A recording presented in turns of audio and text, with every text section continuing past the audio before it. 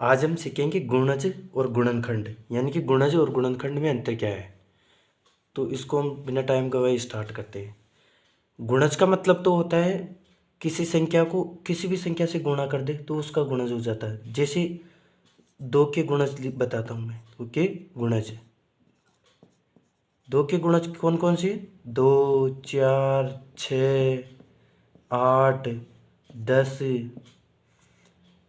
12, 14, 18, 20, 22, 24, इस प्रकार। यानी दो को गुणा करके देख लो, वो दो के गुणज होते हैं।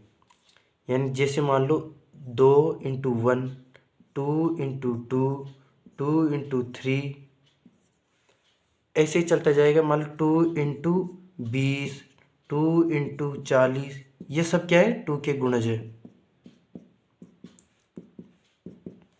2 एकम 2, 4, 6, 20, 40, 80, ये तो क्या हो गई? दो के गुणज हो गए। यानी किसी भी संख्या को मान लो, जैसे दो के गुणज लिखने, तो दो को गुणा करते करते चले जाओ, 1, 2, 3, 4, 5, 10, 12, 15 से, तो वो तो हो जाएंगे दो के गुणज। अब आती है गुणनखंड पे। गुणनखंड का मतलब होता है कि कोई भी संख्या मान लो, जैसे 6 के गुणनखंड लिखने, 6 के गुणनखंड, तो 6 के गुणनखंड कैसे लिखेंगे? यानी 6 में किस किस संख्या का पूरा पूरा भाग जाता है, तो उसी प्रकार से हम लिखेंगे। जैसे 6 के गुणनखंड लिखे, 6 में 1 का पूरा पूरा भाग जाता है क्या? जाता है। तो 1 का भाग 6 में 6 बार गया तो जाता है, तो 1 गुणनखंड हो गए। अब इसका 2 का भाग जाता है क्या 6 में? 2 तिया 6 जाता है पूरा पूरा, तो 2 भी इसका गुणनखंड हो गया। 3 का भाग जाता है क्या?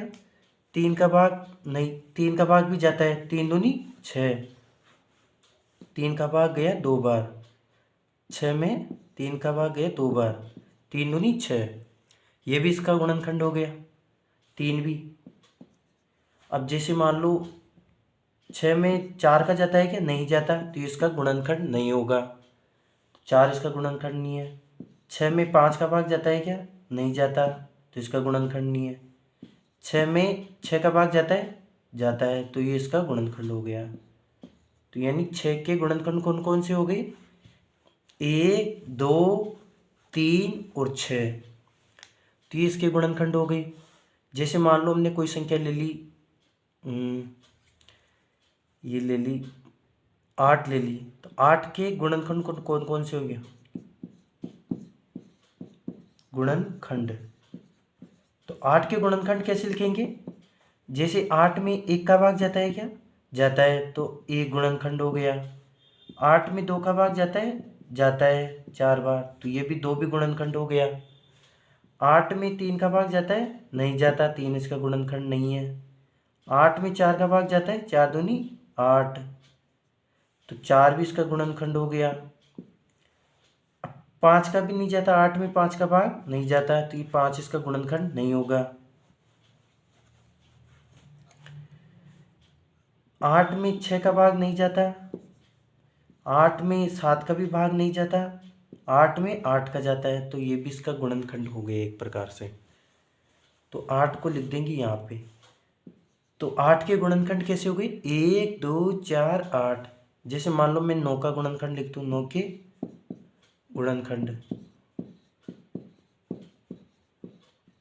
9 के गुणन, 9 में 1 का भाग जाता है? जाता है। 9 में 2 का नहीं जाता, 9 में 2 का नहीं जाता है। 9 में 3 का जाता है क्या? जाता है, तो 3 भी उसके गुणनखंड हो गए। 9 में 4 का नहीं जाता, 5 का भी नहीं जाता, 6 का नहीं जाता, 7 का नहीं जाता, अब सीधा 9 का जाए। तो 9 के गुणनखंड कौन कौन से हो गए? 1, 3, 9। यानी गुणनखंड का पता लगाने के लिए देखो, गुणज में तो गुणा करते जाएंगे। जैसे 2 का गुण 2, 4, 6, 8, 10, 12, 14, 16, 18, 20, 22, 24, 26, ये हो जाएंगे। 3 का 3, 6, 5, यानी कि 3 का पहाड़ा बोलते जाओ, गुणा करते जाओ, जितने आएंगी संख्या वो उसके गुणज होंगे। गुणनखंड का मतलब है कि उस संख्या का मान लो उससे छोटी संख्याओं का किस किस का भाग पूरा पूरा जाता है, वो होता है गुणनखंड। तो इसको देख लेंगे।